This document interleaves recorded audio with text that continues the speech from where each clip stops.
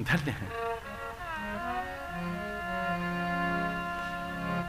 एक बार अचानक ही देवताओं के मध्य में प्रकट हुए ब्रह्मा और उन्होंने कहा भाई एक आदेश देना था मुझे, एक आदेश है मेरा, कोई निकले सीधा और जाए इक्ष्वाकु वंश परंपरा का गुरु बनने के लिए धरती पर, यह मेरा आदेश है, कोई जाए मृत्यु लोक में, धरती पर कोई जाए।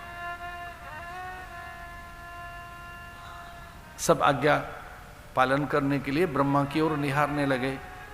ब्रह्मा जी एक एक करके सब ऋषियों को देख रहे हैं, सप्त ऋषियों को देख रहे हैं, और सहसा उनका ध्यान गया ब्रह्मा का अपने मानस पुत्र वशिष्ठ की ओर।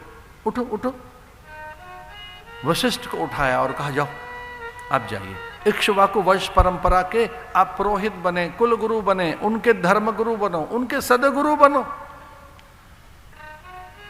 स्वर्ग से निकालकर धरती पर भेज रहे हैं, लेकिन वो ऐसा नहीं मान रहे कि हमारी अवनति है, ऐसा नहीं मान रहे। उन्हें लगा गुरु की आज्ञा है, पिता की आज्ञा है, ब्रह्मा कुछ कह रहे हैं जाएंगे।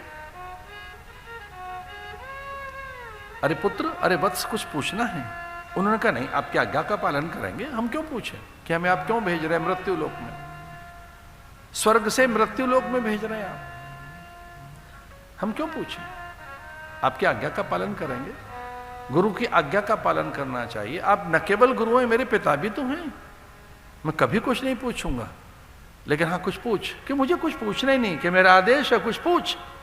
तो उन्होंने कहा मैं ये पूछना चाहता था कि वहां करेंगे क्या।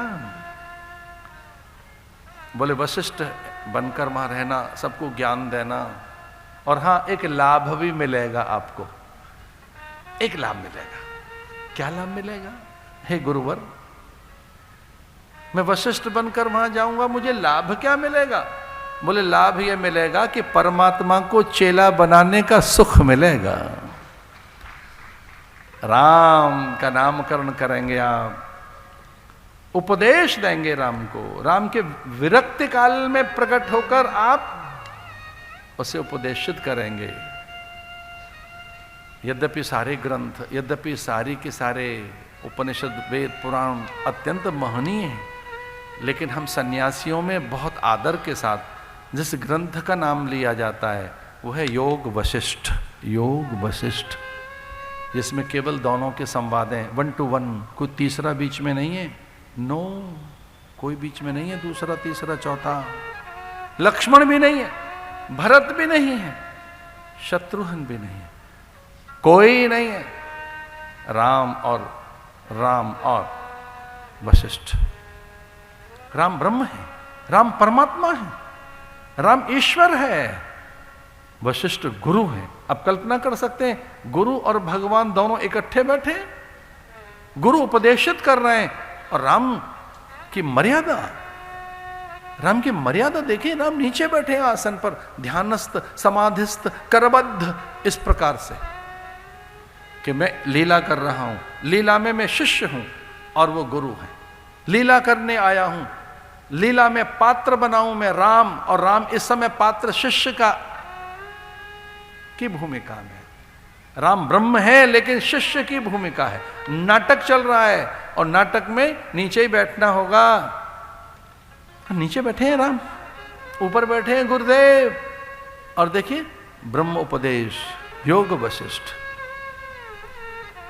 एक छोटी सी बात कहनी थी, आपके भरम, भय, संशय, अज्ञान, आवेश, उत्तेजना और किसी प्रकार की कठिनाई बची हो तो मेरी प्रार्थना है योग वशिष्ठ पढ़ें, घर में से भाग जाएंगी दुविधाएं, आलस्य चला जाएगा, अज्ञान चला जाएगा।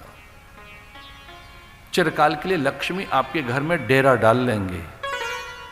अगर सदा सदा के लिए लक्ष्मी को अपने घर में बुलाना हो, वैभव का विस्तार करना हो, आनंद साम्राज्य पैदा करना हो, आइए योग वशिष्ठ का पारायण कीजिए, उसे गुरुजनों से सुनो, महापुरुषों से उसका श्रवण करो, क्योंकि वो सुना जाता है, पढ़ा नहीं जाता। कथाएं सुनी जाती हैं, पढ़ी नहीं जाती। सत्संग में बोला नहीं जाएगा, सुना जाएगा। कथा सुनने के लिए है योग वशिष्ठ।